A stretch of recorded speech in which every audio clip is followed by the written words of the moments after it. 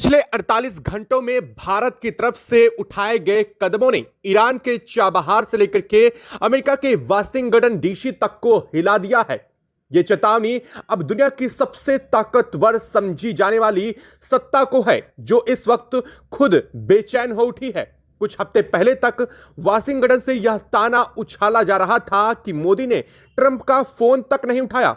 उस वक्त अमेरिका को लग रहा था कि भारत अब भी उसी लाइन में खड़ा है जहां से उसे इशारे मिलते हैं, लेकिन आज तस्वीर पूरी तरीके से पलट चुकी है। अब फोन अमेरिका की तरफ से आ रहा है। अब कोशिश अमेरिका की तरफ से की जा रही है और सवाल यह नहीं है कि अमेरिका का सुर बदला क्यों। असली सवाल यह है कि आखिर ऐसा क्या दिख गया जिसने वाशिंगटन की रणनीति को पूरी तरीके से हिला दिया है। 27 जनवरी 2026 यह तारीख अब सिर्फ कैलेंडर की तारीख नहीं है, ये वो दिन है जिसने व्हाइट हाउस की नींदें उड़ा दी हैं, जिसके चलते ट्रंप बेचैन होकर बौखलाते हुए भारत को बार बार फोन मिला रहे हैं, क्योंकि इस दिन भारत के साथ 19 साल से अटका पड़ा सबसे बड़ा समझौता साफ होने जा रहा है। 19 साल तक धूल खाती फाइलें, 19 साल तक मीटिंग पर मीटिंग, 19 साल तक शर्तें, दबाव, धमकी और ब्लैकमेल। लेकिन अब कहानी पलट चुकी है। अब खुद दुनिया भारत के दरवाजे पर खड़ी हो चुकी है और यह कोई औपचारिक दौरा नहीं बल्कि सीधे पावर शिफ्टिंग है। सोचिए, एक तरफ यूरोपियन यूनियन की पूरी टीम भारत के साथ आ खड़ी हुई है। कोई एक मंत्री भी ऐसा नहीं है जो इस वक्त भारत के खिलाफ हो, कोई एक अफसर नहीं है, पूरी ट्रेड मशीनरी। इसका मतलब साफ है, फैसला होने जा रहा है। फैसला ऐसा जो ग्लोबल ट्रेड की धुरी को हिला देगा। इंटरनेशनल मीडिया में हलचल तेज हो चुकी है।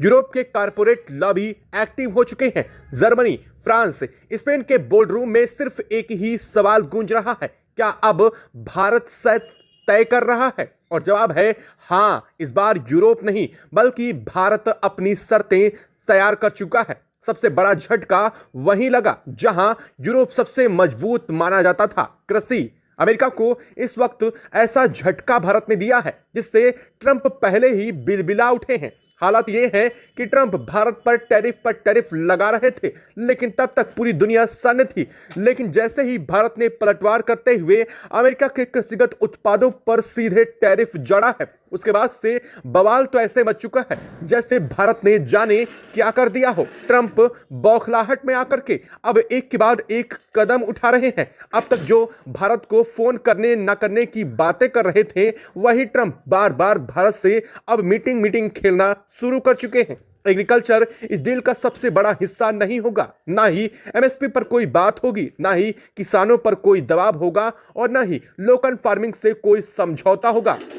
ये वही लाइन है जहां भारत ने बता दिया कि सिर्फ बाजार बड़ा नहीं रहा, अब नियम लिखने वाला देश भारत बन चुका है। यह वो पल है जिसने अमेरिका को बेचैन कर दिया है, क्योंकि अगर यूरोप भारत के साथ इस लेवल पर डील करने को उतर आता है तो ग्लोबल ट्रेड का सेंटर ऑफ ग्रेविटी अमेरिका और अटलांटिक से हट करके एशिया की तरफ शिफ्ट हो रहा है और उस शिफ्ट का सबसे बड़ा फायदा भारत को मिलने जा रहा है। अमेरिका यह बात बहुत अच्छे से समझ चुका है, इसलिए अब अचानक से भारत से दोस्ती की बातें शुरू हो चुकी हैं। लेकिन कहानी सिर्फ कागजों तक सीमित नहीं है। डील अभी साइन भी नहीं हुई और असर जमीनी स्तर पर दिखना शुरू हो चुका है। आंकड़े खुद बोल रहे हैं। स्पेन में भारत का एक्सपोर्ट 55% तक उछल चुका है। जर्मनी में डबल डिजिट ग्रोथ, पोलैंड में मजबूत उछाल। यह कोई इत्तेफाक नहीं है, यह संकेत है। यूरोप भारत को अब फॉर्च्यून पार्टनर मान चुका है। भरोसा कागज से पहले बन चुका है। और अब यहां जरा रुकिए, आप यह वीडियो देख रहे हैं तो एक सेकंड निकाल करके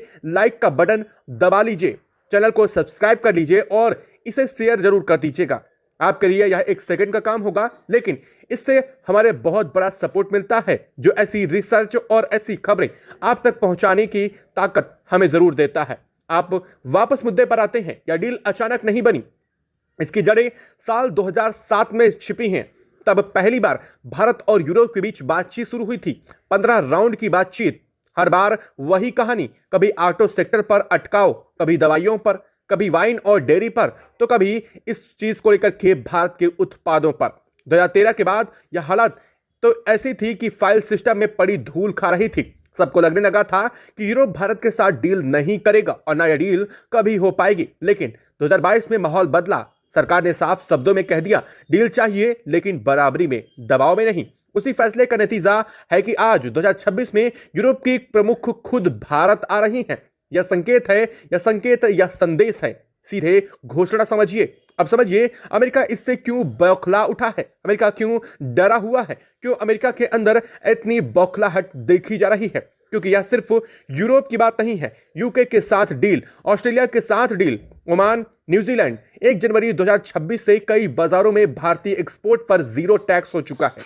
मतलब अगर कोई एक सुपर पावर नखरे दिखाएगी तो भारत के पास तमाम विकल्प मौजूद हैं। भारत अब किसी भी एक देश पर निर्भर नहीं है और इसका सीधा आम आदमी पर असर पड़ता दिखाई दे रहा है। Textile, leather, pharma, machinery, in sector में टैक्स कम या खत्म। एक्सपर्ट कह रहे हैं कि सिर्फ गुड्स सेक्टर में 50% तक की ग्रोथ संभव है।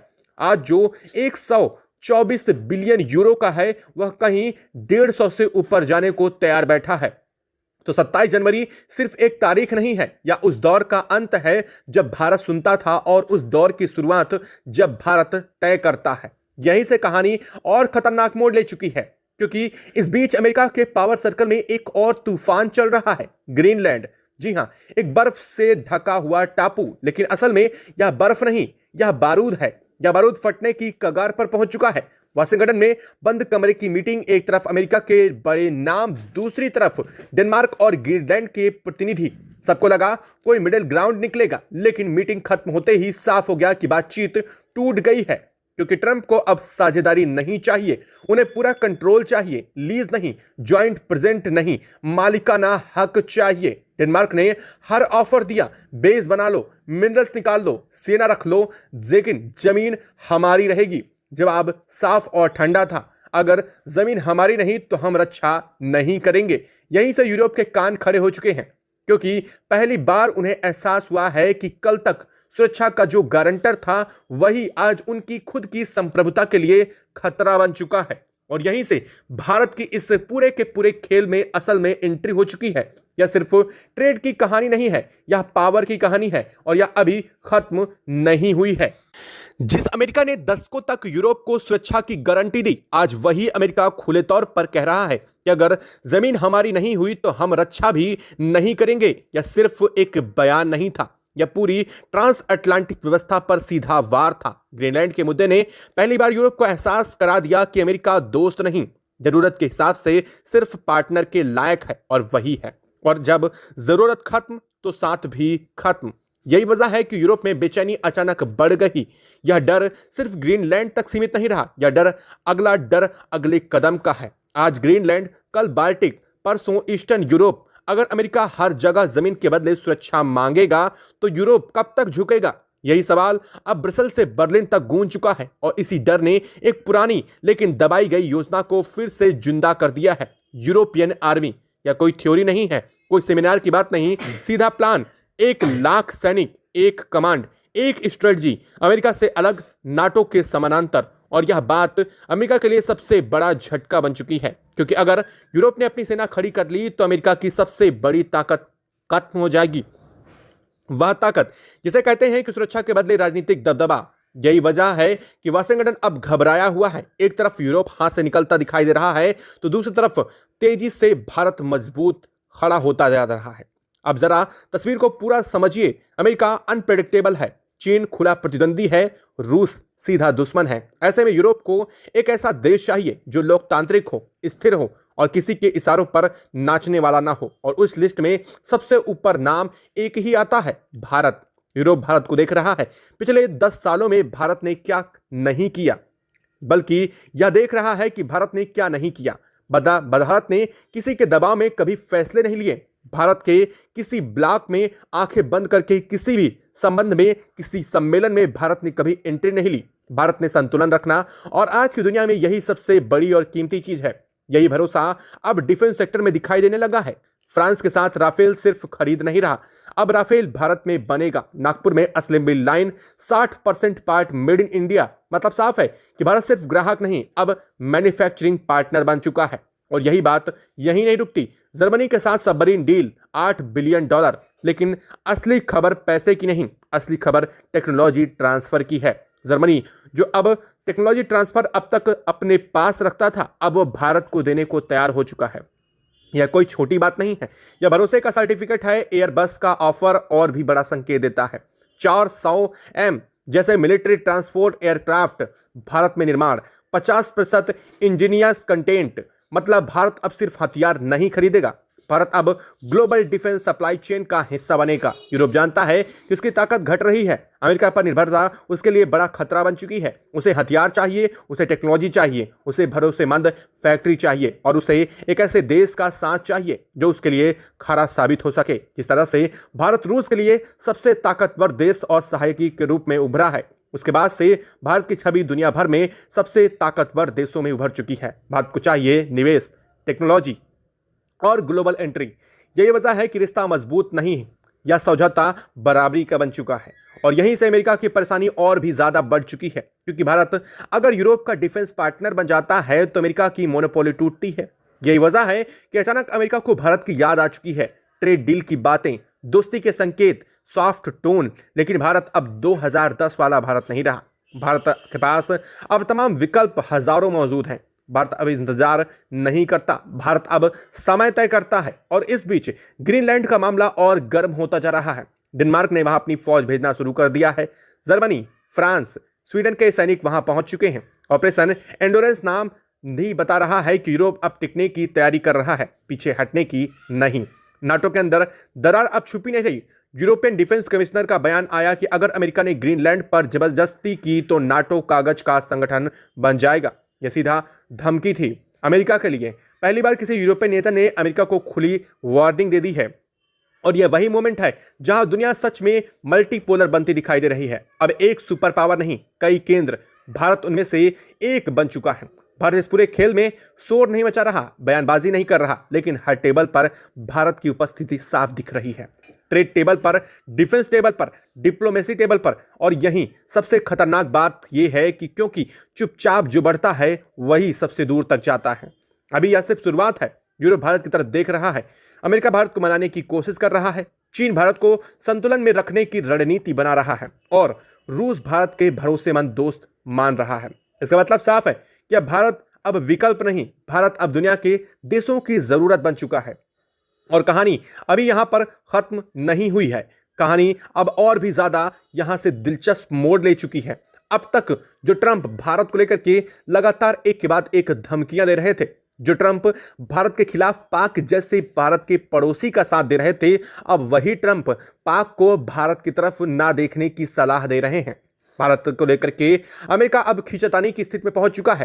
हालात ऐसे बन चुके हैं कि ट्रंप ये कह रहे हैं कि अब अगर खींचातानी की स्थिति आती है तो अब स्थितियां पलट दी जाएंगी। यानी कि एक तरफ तो सीधे तौर पर अमेरिका भारत के साथ व्यापार के मंच पर उतर बैठा है, तो अब अमेरिका समझ चुका है कि अब भारत को अपने पक्ष में रहना जरूरी है, क्योंकि अगर भारत ने पल्ला पलटा और 27 जनवरी को होने वाली पूरी डील कंप्लीट हुई तो भारत अमेरिका के हाथों से पूरी तरीके से निकल जाएगा। और भारत का निकल जाना अमेरिका के लिए इतने बिलियन डॉलर का चूना होगा जिसका अंदाजा अमेरिका की इकोनॉमी लगा भी नहीं सकती है। अब सवाल सिर्फ ग्रीनलैंड का इधर नहीं बचा है, सवाल यह है कि क्या अब अमेरिका पूरी दुनिया को अपने इशारों पर चला सकता है।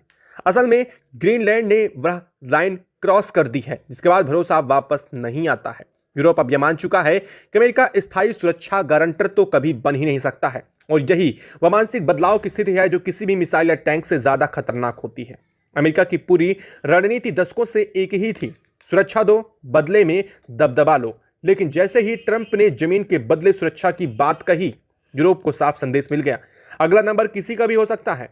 आज ग्रीनलैंड, कल कोई और। यही डर यूरोप को भारत के करीब धकेल रहा है, क्योंकि भारत एक ऐसा देश है जो ना तो सिर्फ धमकी देता है, ना ही धमकी में किसी के झुकता है। भारत किसी को सुरक्षा के बदले जमीन नहीं मांगता, भारत किसी को अल्टीमेटम नहीं देता। और भारत, यह वही वजह है कि भारत की वैल्यू सबसे पूरी दुनिया के सामने साफ दिख चुकी है। यूरोप यह भी देख रहा है कि भारत ने कैसे बिना शोर मचाए अपनी पोजीशन मजबूत की, कैसे एक तरफ अमेरिका से रिश्ते रखे, दूसरी तरफ रूस से संतुलन और तीसरी तरफ यूरोप के साथ सम्मान की साझेदारी पर भी अब उतर चुका है।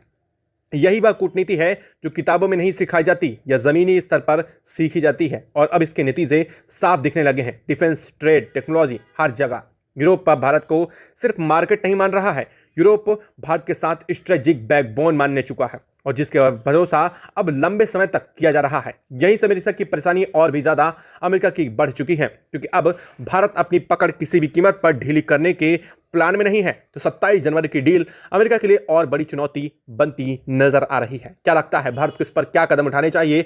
कमेंट बॉक्स में लिख करके जरूर बताइएगा। साथ ही वीडियो को लाइक और चैनल को अगर अभी तक आपने सब्सक्राइब नहीं किया तो चैनल को सब्सक्राइब करके बेल आइकन को भी जरूर दबा लीजिएगा। जय हिंद दोस्तों।